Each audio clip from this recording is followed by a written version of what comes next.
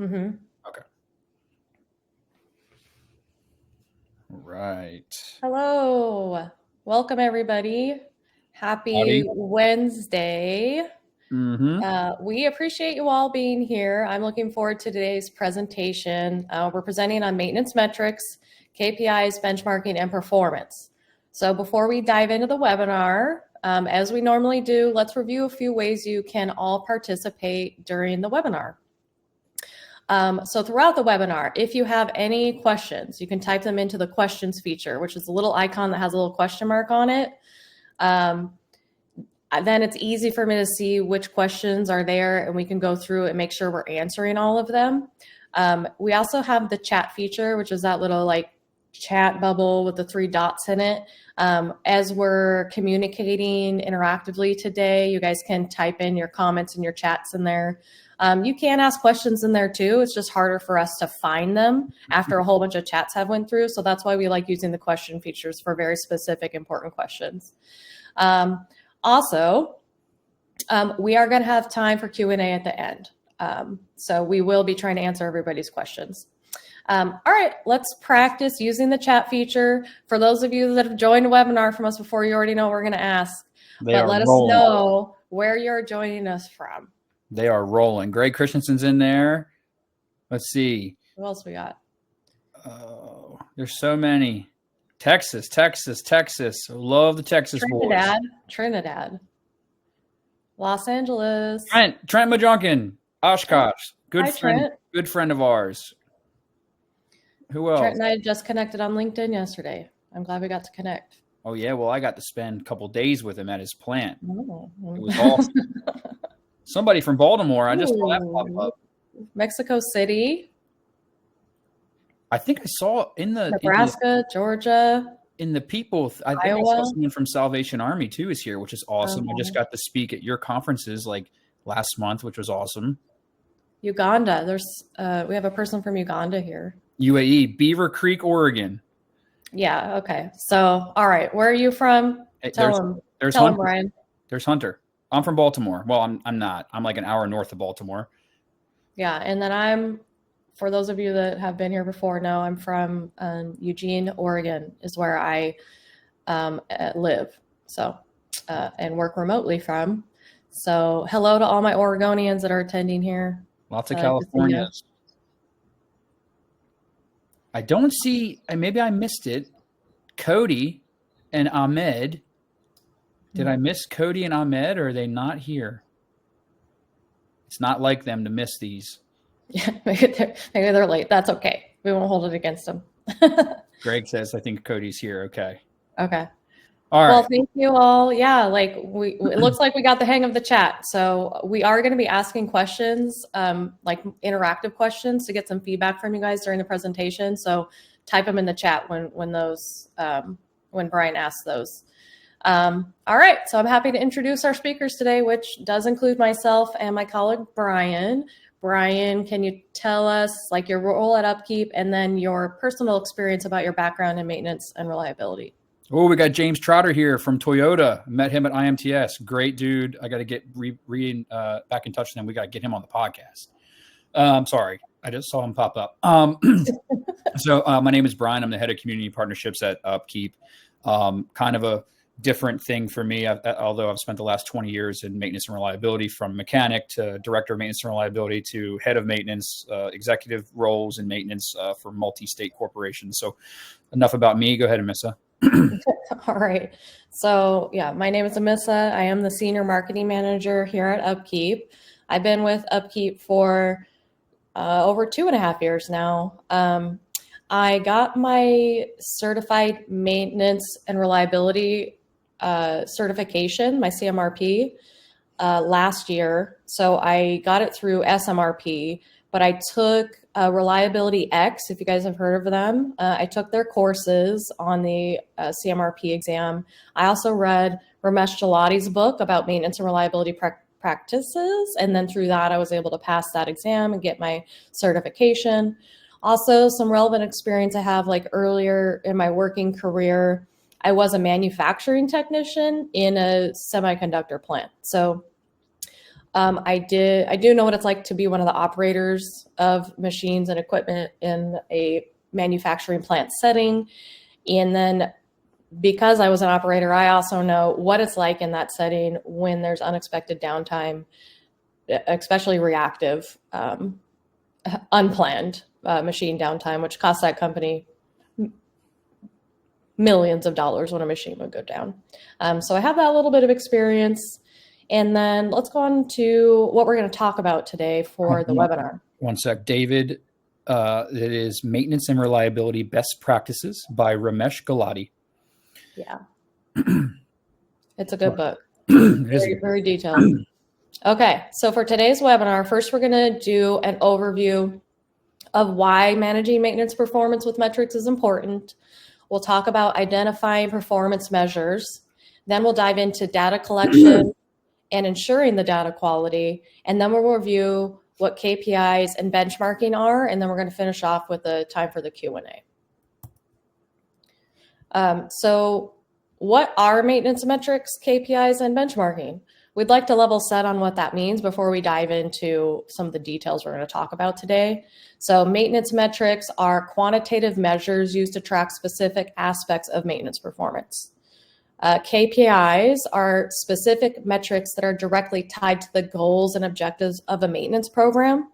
They measure the success of maintenance in achieving business objectives, such as reducing downtime, improving asset availability, and minimizing costs. And then benchmarking involves comparing your organization's maintenance performance metrics and KPIs against industry standards or the performance of similar organizations. So it helps to identify areas for improvement and then set realistic performance goals. So all of these are important because they help organizations monitor performance, identify areas for improvement, and ensure that maintenance activities align with the overall business goals, ultimately. Which is the goal. Yeah, exactly. So yeah, let's talk about some common maintenance performance tracking challenges. So common ones. There's too many metrics. Sometimes people have too many things they're tracking. It's too complicated. Another one, metric silos. Like there's metrics being tracked for operations and metrics being tracked for maintenance and metrics being tracked in different departments, but they're siloed and they're not working together to give an accurate picture of what's going on. I think misaligned KPIs can be a really big one because if you're tracking something that you think is important, but it doesn't align to like the company goals or the team department goals, then that's probably not the right KPI for you to be tracking. Brian, what are some of like challenges you've encountered in your career as far as tracking like maintenance performance? One of the biggest ones that comes to mind is tracking the wrong things. Mm-hmm. We get so focused on tracking the wrong things that are not driving any value for our department or our business, and ultimately the business objectives or business goals. Another one is having too many metrics. Some people want it, they're like data. We got to measure everything, yet they're just collecting data to have data and no actionable insight or actionable outcomes can be derived from that data. You will kill yourself just trying to get data to have data. It's very, very important. And we'll talk about all these things, but it's so important to make sure that metrics, KPIs, things like that are all in alignment with everyone's needs so that you can actually measure where you are and where you need to be. Yeah. So we are curious. This is where you guys can help us out here. We want to know, what is your biggest maintenance performance tracking challenge? Let's see, too frequent inspections or PMs. That's probably because, Frank, that you are, or whoever is not, or you do not have defect elimination or failure finding preventive maintenance tasks. If there's too many and they're too frequent, you should stop doing them. They're not deriving any resources or any kind of outcome for you. Yeah, James says the same thing. He says same, inspect and not replace. Yeah. Accuracy of data, Hussein. Yeah, huge one. Yeah, we're going to be talking about that today for sure, because that's a big part of it. I can't track them. Stick to the planned work. I don't know who that was, but someone just said opportunity cost, missed opportunity Oh, it's a huge one. I used to get in arguments with the operations executive all the time about how much downtime costs. They're like, oh, downtime costs this much. I'm like, no, it's actually more than that because we've now missed opportunities that we otherwise would have had if machines were operating correctly into capacity. David said, poor CMMS. Don't say that in this chat, David. We're gonna bother you, man. Trent, data quality, a lot of data accuracy. Mark says resistance to change. Yeah, that's a huge one. That's why you got to get everybody on board, right? Bring everybody into the process, make everybody happy, let their voice be heard. Then they're more likely to follow in the footsteps of what you're trying to do. Yeah, these are all ones. Yeah, we're actually going to talk about quite a few of these today. So you're in the right place. Okay, thank you, Amissa. Great work. Yeah, you're welcome. A lot of good insight here in the chat. I know that a lot of you coming to these are well-established professionals, which is great because you always bring great insight and good conversation. So that's always good. Mm-hmm. Okay, we'll talk about identifying performance measures, right? Okay, so how to establish performance measures. The measures provided the foundation for tracking and assessing how effective your maintenance program supports the organization's overall strategy. Again, if you guys visited or came to our PM optimization class, I mean, there is a well-established track record in maintenance that if you're doing stuff to just do it, you're likely going to have poor outcomes. If you are doing things that are directed at a failure mode or at a goal or at a business objective or at a certain amount of output, or right. So when all those things are done with the bigger business in mind, we're going to have a lot better outcomes to do or to have. So what the right mix of performance measures will depend on the organization's priorities. What do you care about? What does the business care about? It's going to be different. It might be different from industry to industry. It might be different from plant to plant. It might be different from leadership to leadership, your financial constraints, your overall size of the organization, the type of product that you make, or the type of thing that you fix or repair or maintain. You have to make sure that the organization is in alignment with what performance looks like. What do you care about? Those are the things that you should be developing strategies together to try to understand and improve. And can I add in on that too, Brian? I was just thinking how it really depends on the department, right? Like they're going to want to measure different things and not everything is going to be important to every organization. And so I think especially if you're not already tracking KPIs, really just even starting small with like, what's one very important thing to our business that we can start doing today, that we can start tracking and get in alignment on, I think is like a great place to start for anybody. And just know we're going to talk about a lot of different types of performance measures, but these are just general. So keep in mind that these are not blanket for everybody. These are just common ones. Yes. There are so many metrics and KPIs. We literally, it would be a masterclass trying to go through each one and establish understanding within each one. So we picked a handful that are common and ones that can be of value. So equipment uptime, everybody knows what that is.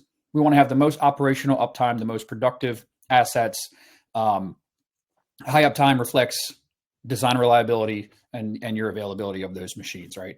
And then everyone knows MTBF, measured average duration between equipment failures. So that provides insight into reliability as it pertains to how often a machine breaks down and fails.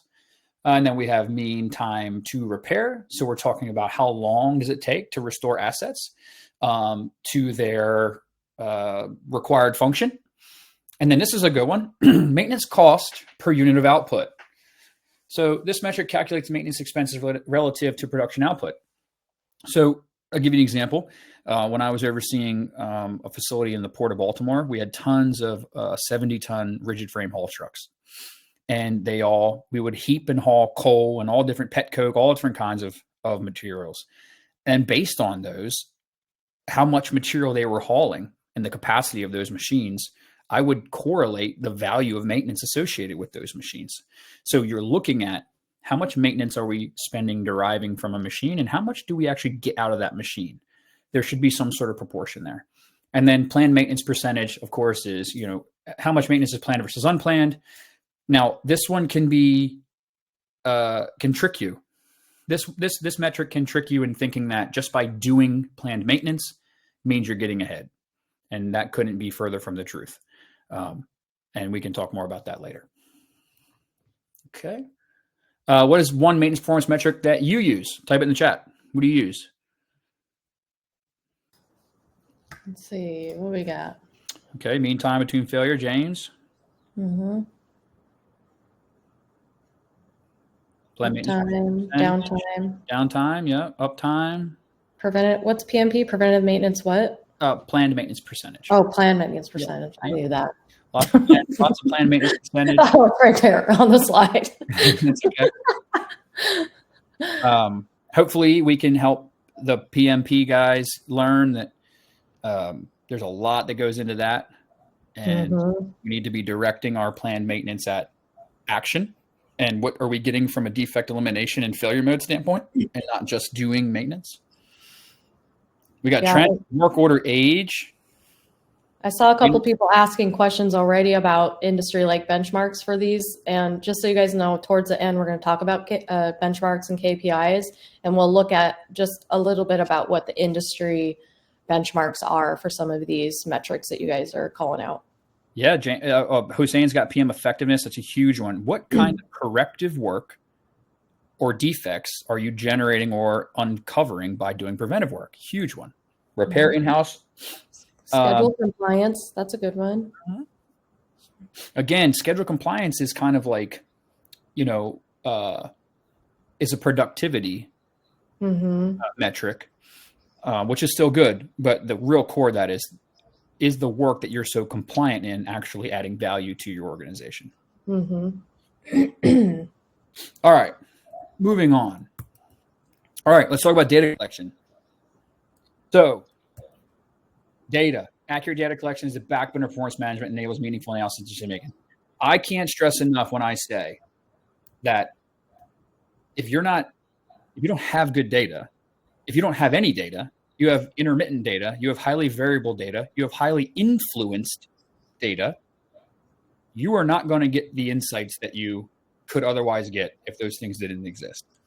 I'm going to go to CMMS. CMMS is a great insight deriving machine for data, right? Same with all your remote monitoring and everything like that. But you can't do anything if the data is not correct. And it's very possible that you can skew your own data and affect your own outcomes by either looking at the wrong things or assuming something is some way and it isn't, or not connecting all the business units to then come to conclusions on data. Okay. So keep that in mind. The frequency of data collection is crucial, right? You don't want to be doing it too much. You don't want to be doing it not enough, right? We have to make sure we have crucial events. We don't want to overwhelm systems. We want to ensure the data corrects actual equipment condition, maintenance activities, or actual analysis. Again, goes back to CMMS. That's right, Trent. Not all data is good data. Sometimes we're just collecting stuff. It makes no sense. The proportion of work to derive the data is not in proportion to the outcome or the actions that we can derive from that data. So you have to make sure that we're getting data at the appropriate points.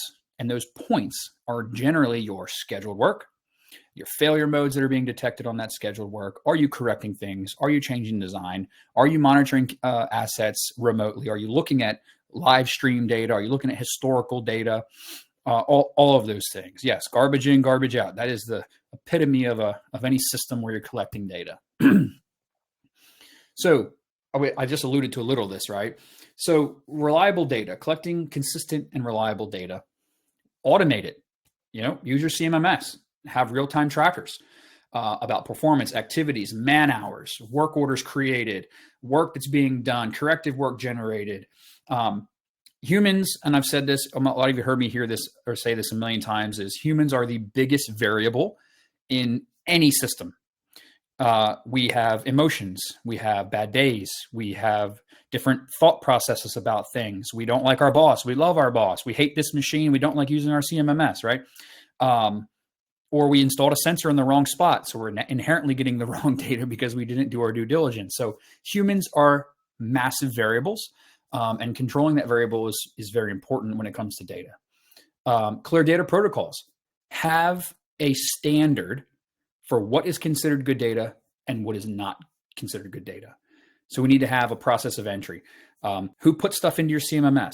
Is it just anybody you want? Does anybody have administrator access? Can anybody change things? I would recommend no, right? So set up those hierarchy of who can do what and who can assign things, who can look at things, who can change things. Use monitoring tools. Of course, we all are familiar with the IoT, deploying sensors, looking at things in real time. And then you can be proactive in your assessment of asset health, of the data that you're getting. And then you can make very informed decisions in real time. That's the cool thing about the IoT stuff is you can do things in real time. CMMS, things like that are more of a historian, but they still have a massive value when it comes to data reliability and data consistency. All right. How do we ensure quality data? So it's essential, right? We know this. This is redundant from the last slide. We can't have inaccurate things. They lead to misguided strategies, inefficient repairs, and higher costs. And one thing to note here, if you're in a silo creating or generating data, and you're using that siloed data to try to influence outside of your silo, it probably doesn't look as good as you think it looks, because the perspectives of the business and the way that they view data and the insights that they have may be very different than what you're calculating. And this is one big one: downtime. The maintenance team may say we've had this many hours of downtime this month, and the operations team may go, that ain't it. We've had 4 times that much, right? So that's why it's so important to bring people together. What is downtime? When does downtime start? Right? How do we clock it? How do we measure it? Who does what? So having all those things hashed out amongst the organization will really help with you looking as if you have good data internally, but to the business may not be so good. Okay. This is the most important thing with this here is if you don't know where you are, you don't know where you're going. So without quality data, even the most sophisticated KPIs benchmarks can lead to inaccurate conclusions, misguided actions. You got to know where you are. You have to know these basic things for building out your KPIs, your benchmarks, all that stuff, and make sure they're in alignment with the bigger business. And if you can't get in alignment with the bigger business, get in alignment with the other business units or organizational units that can help achieve that bigger business goal. What data may I collect well, Felix, we'll get to that. Felix, Felix has been around a long time. I think Felix used to come to the webinars that we used to put on for free during the maintenance community. Felix, give me a hell yeah in the chat if that's the fact. All right. Maintaining data quality. There you go. Eliminating data silos, right? Oh, there you go. Yep, he's been around. All right. Silos. And that's what I mean by that. It's the data coming in from the maintenance organization, from the operations group, from the finance department, all these different people collecting the same data in a different way. Hear that again. The same data in a different way. There can be massive miscommunications in that type of scenario. Perform data audits. Regularly audit the data for accuracy, completeness, competency, consistency. So we would have reports that we would run in our CMMS and some of our sensor data, depending on where we were, where we would go back and we'd look at that data and compare it to actual reality, compare it to other business units' data, right? And we would just say, hey, every this time period or anytime this event happens, we're going to do these audits to make sure that these things are correct. Timeliness, again, do it right, do it at the right time. Timing is everything. You'll hear that in business. You'll hear it in maintenance, everything. Doing the right maintenance at the right time, the right quantity, all this stuff. And then just train your staff. Again, you can't get mad at somebody for doing the wrong thing if you never trained them. That's your fault. So if you think that data quality is lacking, put some structure in place, train your people on how to do it, and then make sure you keep tabs on it for a while and course correct. Don't wait 6 months to go, you've been doing this wrong, because now you get 6 months of poor data that you can't go back and rely on. Do it immediately. People will appreciate that, and it'll also help them grow and get better. All right, key performance indicators, KPIs.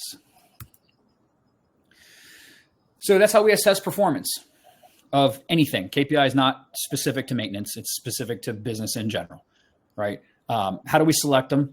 How do we know we're doing good? We want to track our progress towards objectives, identify improvements, and adjust the strategies. KPIs generally are a measurement, but it takes some sine wave, sinusoidal movements to get to where you're not so variable anymore, right? So like you have this KPI, and in the very beginning, it's likely that there's going to be a lot of up and downs with it before you start to level out and start to achieve the things that you're looking to do. Just because, you start measuring and you're going to find that you've been measuring things wrong, and, there's a lot of things to try to accommodate.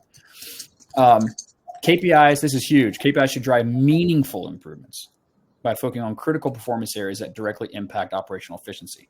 Someone will correct me in the chat, but it's something like 20% of the work accounts for 80% of the value, right? So it's not 100%, just do 100% of everything all the time.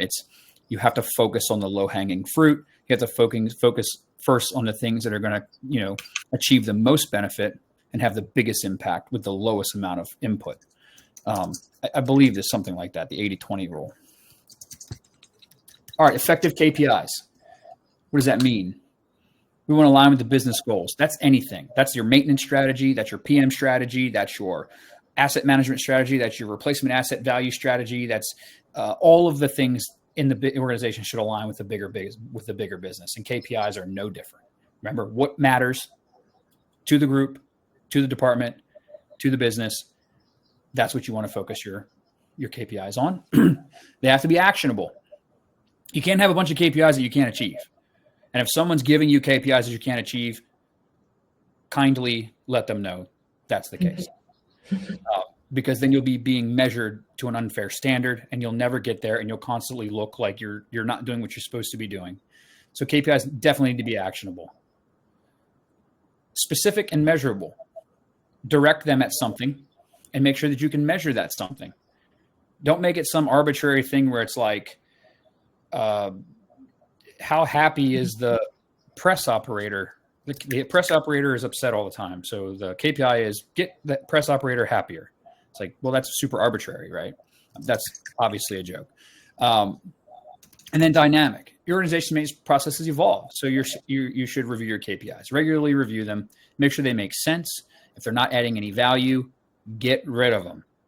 And I know someone said it to me yesterday, I forget what the term is, where you're so invested in something, you've spent the time, the money, you just can't, you're too close to it to see that it's failing and it's not doing what it should be doing. You got to let that go. You got to stop the bleeding and move on. Mm-hmm. So be dynamic, but no, sometimes we got to course correct, and we got to try to do sunk cost. Yeah, there you go. That's it right there. The sunk cost fallacy. Thank you so much. All right. That is exactly it. Stay away from the sunk cost fallacy. All right. Common KPIs. Everyone knows these. Overall equipment effectiveness, huge manufacturing. We're making things. We want to make sure that the availability of the machine is high. The performance of that machine, meaning its capacity, is super high. And then the quality of it is very high. And OEE is a huge manufacturing. Anytime you're making something, OEE does get misconstrued, and they think it's like an uptime metric, or they just take one or two of those three indicators, and they just measure one or two and say they have high OEE.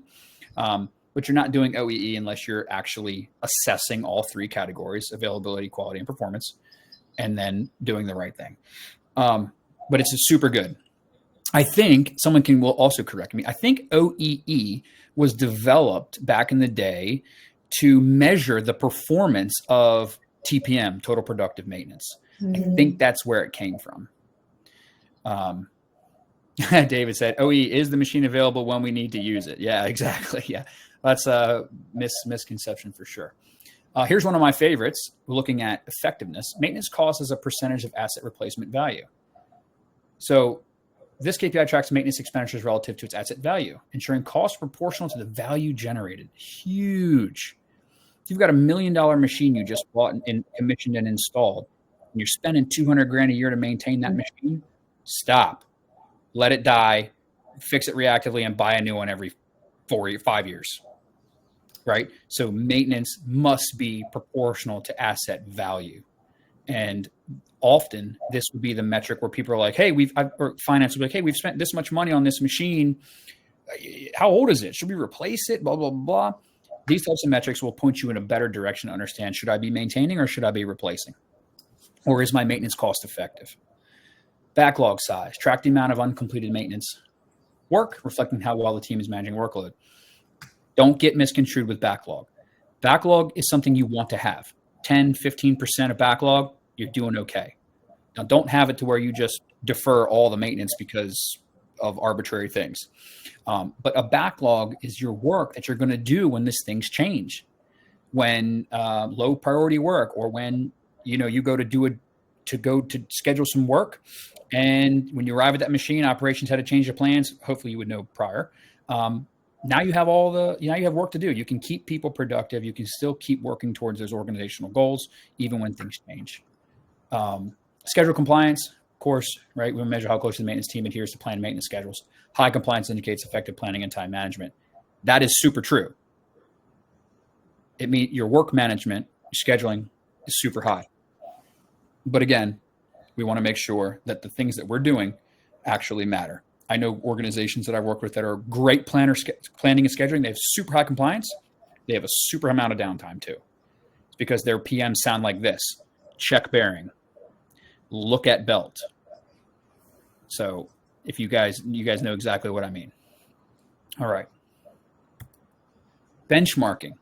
Before I became a maintenance professional, when I was a mechanic, wrench turner, working on heavy equipment, mining equipment, I didn't know what benchmarking meant. I thought it was like, how cool are you or whatever. So, but what benchmarking is, it involves comparing your maintenance performance to either internal or external standards. So Felix, for your organization, I don't know where you work, Felix, but say you're working at a gold mine. Well, you could try to gain insight into Rio Tinto's benchmarking standards. Where are they on tonnage? Where are they on capacity? Where are they on haul times? Where are they on pass times and throughput? How often does their crusher go down? Stuff like that, right? So you can compare your industries, food and beverage to food and beverage, mining to mining, oil and gas to oil and gas. Or you can go against general industry standards, which we have shown here. So these are general industry benchmark standards. And don't kill yourself if you're not hitting the mark on these to the T. What's important is incremental successes and incremental value. And over time, with the right persistence, you will achieve these, close to these, or above these. So don't let that be, kill you in your steps, because most organizations I've ran are not even close to these, right? Well, some in different categories are, but some are not, and that's okay. But those are real, by the way. So when we send this slide out, you can actually use that. All right, benchmarking is a powerful tool for driving continuous improvement, allowing maintenance teams to stay competitive and adopt industry-leading practices. That's a big one. We got to know what people are doing, maybe our competition, right? How are they so productive? How come they don't have very much downtime? What the heck are they doing over there, right? What's their throughput?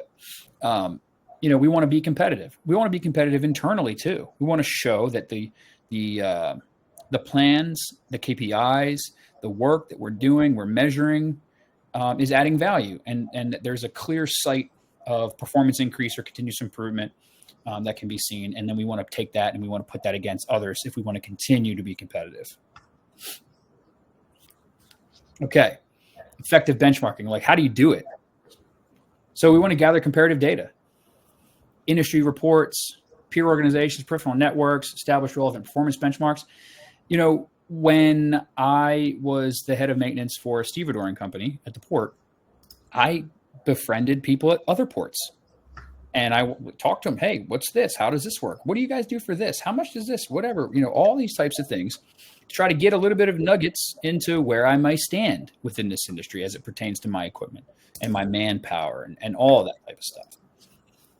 And we have to identify gaps, right? We want to compare KPIs, benchmarks, data to uncover gaps in performance. Why is my downtime higher? We talked about that, right? It's a signal to improve. You got to know, one of the hardest things to do in maintenance and reliability is to look yourself in the mirror and say, what I'm doing is not working. And there's a gap. And how do I fill that gap? Benchmarking can help establish the grounds to fill that gap. Set realistic targets. We talked about that with KPIs. Don't say next month we're going from 10% OEE to 90% OEE. If you do, please hire me. I want to work for your organization because that's amazing. Have to be realistic. We can have big ambition and we can want to do the right things, but we have to be incremental in our successes. Monitor progress. Goes without saying. You got to know where you are, right? Whether you're starting from nothing or you're starting from a super high performing team, you just want to get that other edge. You want to get ahead and just this one crazy minor thing. You've got to monitor that progress. You have to course correct. You have to train. You have to collaborate and try to do the most right things that you can within the organization to garner all that advantage. Common maintenance and reliability benchmarks. Here's some more. So we got overall equipment effectiveness, planned maintenance percentage, maintenance costs as a percentage of replacement asset value, mean time between failures, mean time to repair, preventive maintenance compliance, work order completion rate. We talked about a lot of these. Here they are. I don't think I need to touch super heavy on these. I think the majority of you are very, very aware of these and how they function. There are the percentages that show what is considered world-class benchmarks. So take this, use this. If you guys do end up taking Reliability Access training program for CMRP, or you read Ramesh's book or Ron Moore's book, you will see a lot of this for these industry standards. All right, closing thoughts. Effective maintenance performance management involves a cyclical process of setting clear performance objectives, collecting and ensuring high quality data, tracking relevant KPIs, and benchmarking performance against internal and external standards. Follow your plan. Make a plan. Make sure people are involved in the plan. Test the plan. Follow the plan. When the plan doesn't work, scrap the plan and modify and do what you got to do. I know that sounds counterintuitive, but sometimes, like we said, the sunken cost fallacy, right? I was a part of the implementation of a CMMS at a prior company. They were implementing a CMMS. They hired all these people because they had no idea what they were doing. And I advocated so hard to just ditch this CMMS. Let's implement a better one, quicker, more effective. They couldn't do it. They just couldn't let go of that sunken cost. And to this day, they're still struggling with that one CMMS that is not providing them any value. So keep that in mind. And that was like a couple $1 million sunken cost. So yeah, I'm so glad we had this. Again, these are generals. These are not saying specific to you, to what you're doing. These are, overall metrics. There are 1 billion KPIs. These are attainable ones that you can implement and start to measure and understand your performance, your quality, manpower, all that stuff, replacement asset value, all good stuff there. Thank you. All right. Thank you, Brian. That was really great and informative. I feel like it was fast. No, I mean, yeah, we're scheduled for an hour, but we're like 40 minutes after. So that was good timing because it leaves us some time for questions. Okay. And we don't like to push it to the last minute and keep everybody late. So, yes, just before we get into some of the questions, I did post Brian and I's email address in the chat. So like if you have questions or you want us to send you the presentation or something like that, just email me or Brian or both of us at the same time is usually best. And then I can get that over to you guys. And then I see Greg posted a discount code in the chat. Like if you are interested in like maintenance reliability courses, which is the ones that I took, I highly recommend them. They're very helpful. He has a discount code in there if you guys want to use that. I posted a link too to SMRP, Society for Maintenance and Reliability Professionals. They're an organization that's kind of known for their maintenance and reliability benchmarks and resources for maintenance professionals. So that's always a good one to check out if you're not familiar as well. And of course, we're always happy to help, with anything we can. All right, let's look at some of these questions.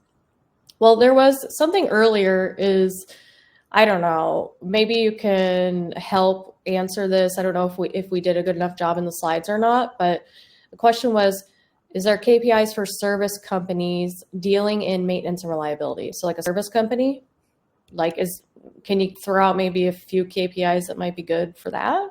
For a service company, service like Mhm. a maintenance like a service provider, meaning like field service, like going out and performing It's maintenance. just a service company dealing in maintenance and reliability. So I'm guessing, yeah, they're going out and performing maintenance on maintaining equipment for other Okay, so companies, maybe? okay, yeah. So I own a service providing company, and the Mhm. biggest thing that Oh, people field maintenance. oh perfect. Yeah.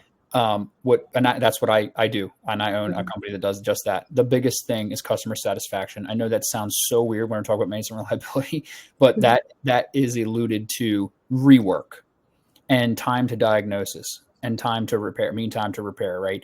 So when you arrive, how quickly can you establish the troubleshooting process, identify the problem, repair the problem the first time, bill the customer, and then you go away. What happens a lot of times in field service companies is they go there, they look at it, someone says, this is what's wrong. The customer goes, okay, I want to fix it. That technician leaves. Another one shows up to do that job. They find something else, or maybe it doesn't fix it. And now you have this whole conundrum of we didn't fix the problem the first time. The customer is paying for these things, and they're not going to be happy. That's low customer satisfaction, but low customer satisfaction comes from rework. Field So service. is it mean time to repair then that Yeah, helps? you would be Okay. looking at your arrival times and your work completion times. And then also if you're using like a CMMS, like I use a CMMS to track field service work, I have a rework checkbook box. So if it's rework, if it's something I have to do over or someone has to do over again because of the same problem or I didn't get it right the first time, I check that box. And then I'm able to run a report on that and to know how much rework and how much it costs me and how much it's cost the customer.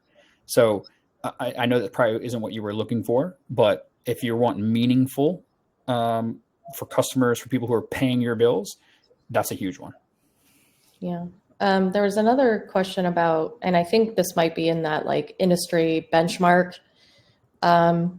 slide, but do you know maintenance planner productivity world-class KPIs? Or I think there was like a planning and scheduling KPI in there, wasn't there, on that, that No, last benchmark they're slide? scheduling, their schedule compliance, but Okay.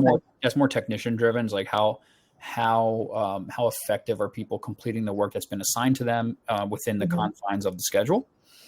Okay. For planner productivity, I guess I would need to define productivity, but I would say this: if your planner is planning work in the same week that they're working in, you have a problem.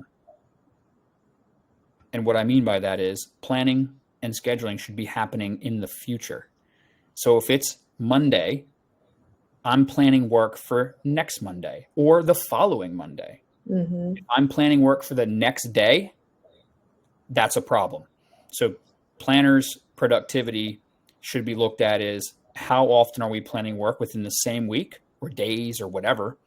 And the metric, the benchmark, this is just me, should be 1 week or 2 weeks ahead for general scheduled work. For outages, for big planned work, so of course that's going to be out way ahead. Um, but that's how I would measure the productivity of a planner. And also, too, are they planning it? Are they not planning it in alignment with operations, with safety, with all those things? So you got to look at that too, the continuity between them and other parts of the business. If they're planning work on known operational priority days, then you probably have a problem. They're not plugged in enough with the business to plan accurately. Hmm. Bad parts, not doing the right scheduling. So most of the time, planners schedule the same person nowadays because no one wants to pay for two. So yeah, there's a lot there. All right. We got, can we use this maintenance KPIs for reliability as well, like as reliability KPIs? Yeah, I mean, fundamentally, mean time between failure is a reliability KPI. I'm Mhm. not going to say it's like the end all be all, but it is one. Overall equipment effectiveness is in a reliability realm, looking at broken down factors of how a machine is performing. All of it at the end of the day, it's like half and half. It's work management. How well am I performing the work that needs to be done? How am I measuring that? and how am I measuring the outcomes of the work that I'm doing on the availability and reliability of the machines that I have. I hope that makes sense. Yeah. Okay. Greg says that he loves to ask, do orgs get hung up on metrics and KPIs more often? Yeah. So it's like one of two things. Either they have none and they don't care to have any, or they're measuring a lot of stuff and it's not providing any value because they're not connecting the business and not measuring the right things. But I'm not trying to be, devil's advocate here. Is there's some that do very, very well. That they're going to, they're going to measure the right. Like I'll just use. I hope Trent doesn't get mad at me, but I'm going to use Trent for example. Trent, he has a very structured vision of what he should be measuring, and we talked about it when I was on site with him, and all the things that he's concerned about, they make sense because they're going to drive action and they're going to drive value. But there's a lot of organizations that don't do that because it creates work, right? When you measure things and you tell people you're measuring it, people are going to be like, hey, how's that going? And if you just abandoned it or you're not making good progress, it can call for some really unfriendly conversations, right? So it's just, it's a lot of times it's none, too much. And then but again, there are people who are doing the right things. Yeah. Nikki was wondering, are there any planning courses that we would recommend for a technician who wants to transition to planning? So must be a tech wanting to maybe get into the planning role. Do you have a planner? If you have a planner, start scheduling some of his time to sit and plan work. That on the job in your industry, in your environment is probably the best thing. But there are classes, planning and scheduling. There's also a book. It's called Planning and Scheduling something by Doc Palmer, I think. Someone will correct me. That book is amazing. And it is like, thank you. Yeah, Doc Palmer. It's an amazing book. So that with real world experience is probably going to be your best bet. Now, I do believe that there are some companies that do planning and scheduling training. I think Iridicio is one. Of course, Reliability X is one. So there's a handful out there. Okay. Here's a question. It says, I don't have a reliability team, and I only measure work management KPIs such as schedule compliance, PM compliance, schedule load. Can you advise the best way to manage reliability KPIs such as mean time between failure, mean time to repair, and OEE? Okay, so don't even worry about those three. If what you're managing work is great because it tells me that you may have a handle on the capacity of technicians, the productivity of technicians, which is huge. Next thing that I would really hone in on is ensuring that your preventive maintenance and schedule maintenance tasks are heavily developed to address failure modes, things that are failing or are high risk, what we would call high probability, high impact, or what is it? High probability, high impact items. Because what that'll do is you will naturally start to build reliability into your process because you're performing defect elimination. This is a whole KPI benchmarking class or webinar here, but don't get caught up with that in your circumstance. For you, I would go right into developing the correct types of preventive maintenance tasks that are directed at failure modes so that you can perform defect elimination. Your machines will become more reliable and or more designed reliable, and you will start to see a lot of good impacts from that. And then when you get those underway, now start measuring the performance of what you're doing. How much corrective work is generated from my preventive work? How many failures? My failure rate, all that type of stuff. So yeah. And I will say last month we did a webinar on exactly that topic where we addressed common failures, failure modes and effect analysis so that you can build out a more robust and effective plan.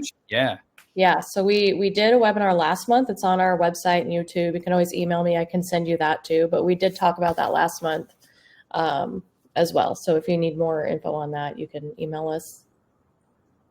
Yeah, that's a good one. That webinar is a good one because it puts some of this stuff in better perspective. So if we listened to the webinar that month, then listen to this, it's likely that this will make a lot more sense. Mm-hmm.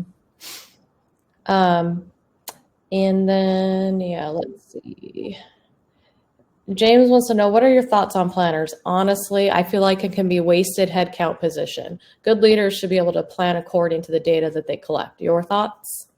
So coming from somebody who has been all of it and someone who's had a planner, I would just say it really depends. So when I was doing everything, a lot of my time was spent coordinating, planning, getting and I was the head of maintenance, the maintenance manager, the lead guy for all these places. And a lot of my duties were consumed by something that a planner could be doing. So my effectiveness at driving the vision, bringing the team together, training, developing skills, developing relationships was severely hindered because I was bogged down with these other things.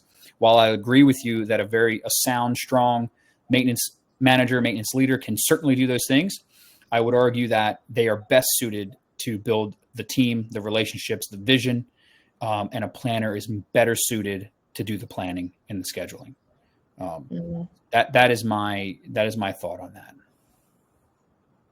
Yeah. Let's see. Frank's there. Frank is putting in great information. Frank, you come do the next webinar with us. Great points. Frank. Yeah. Yeah, James says he sees the same issues as well. So yeah, super good common. point. All right. Any last questions that anyone wants to pop in there? Sorry if we weren't able to read them from earlier in the webinar. They get kind of lost in the chat when there's a lot of chats going on. Oh, here's one. How do you handle objections around benchmarking? The reason we aren't hitting benchmarking is because operating conditions, age asset, et cetera, Use the data. Use the data. Mm-hmm. What is the information telling you? If you have the correct data that describes the assets in their context, meaning age, environment, all those types of things, if you have accurate data describing those ailments, those problems, it's much easier to come to the table and say, hey, here is the benchmark. Here is the reality of the context of our machines. And here's the delta. Here's why we cannot achieve those things based on what we have. Even better yet, Steve, what I would do is I would say, oh, wait, what do you say? Mm-hmm. So it's about getting it more micro level to ensure the benchmarking is accurate. Yeah.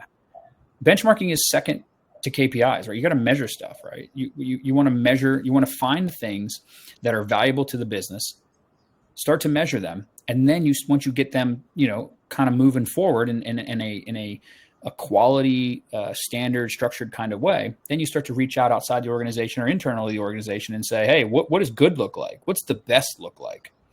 How can I align myself with those things? Yeah.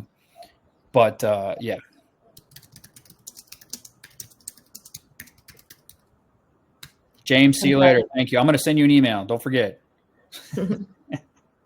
All right, let's see. What time is it? All right, we can do one more question and then we got to end the webinar. So I see a Racy. Oh, sorry. Yeah, I'm developing Racy for my team. Would you be able to advise who will be the best to manage materials, spares for execution between planners and supervisors? Well, I mean, the planner and the supervisor need to be best friends because planners plan, schedulers schedule, and supervisors execute. Supervisors are the drivers of productivity on the shop floor. It is their job to see that the things that are planned and scheduled are actioned on and to completion and to standard. The maintenance manager's job is to ensure that all of that makes sense for the business and that there's accountability in that whole step and whole process. Well, then what specific, as far as materials or spare parts or whatever, who ultimately is driving? Well, it depends on who's in your business, right? Some large organizations have a procurement person, a parts manager. That would be the person. But in most cases, the supervisor is going to take the lead on that because they are responsible for the day-to-day actions and productivity of the day. So if the planner's not getting the right parts or the parts are jacked up between the planner or whatever, the supervisor's job is to make those things right with the maintenance manager helping. But it really just depends on what type of organization you have. If you have a parts manager, well, then they're going to be in there and they're going to be, they should be reporting to the maintenance manager. And then you might have to get the maintenance manager, involved to say, hey, this is how we conduct business. This is how you interact with the planner. This is how you interact with the supervisor. But please make a RACI. So important. It really, and then share it with everybody so everybody knows, so that no one can hinder your progress. Yeah. And then we do have to end the webinar. So David, I see like a really important, like a very valuable, important question that you put in there. But since you're rolling out Upkeep, why don't you email us and we can support you directly, or make sure we get you in touch with the right person that can help you with those needs, David. Again, here's our emails right here too, so we can get you connected with what you need to do that. So we really appreciate you all coming. Just a little sneak peek, next month we're doing a webinar about preventative maintenance. It's going to be more about core principles and implementation. So this is probably going to be a good one or actually no, it's going to be optimization too. So if you don't have a preventive maintenance program at all, this is going to be a good webinar for you next month, because we'll kind of talk about why it's important, how to implement it. If you already have a preventive maintenance program, it's going to be a good one, because we are going to talk about optimizing it as well and how to do that. So please look out for those email invites that we'll send out over the next week or two. And we hope to see you next month at the preventative maintenance webinar as well. So thank you. Thank you, everybody. Really appreciate it. You guys are awesome. Thank you for all the good insight. You guys teach me things, keep me on track. I really appreciate it. Thank you. Yeah. Thank you. Bye. See ya.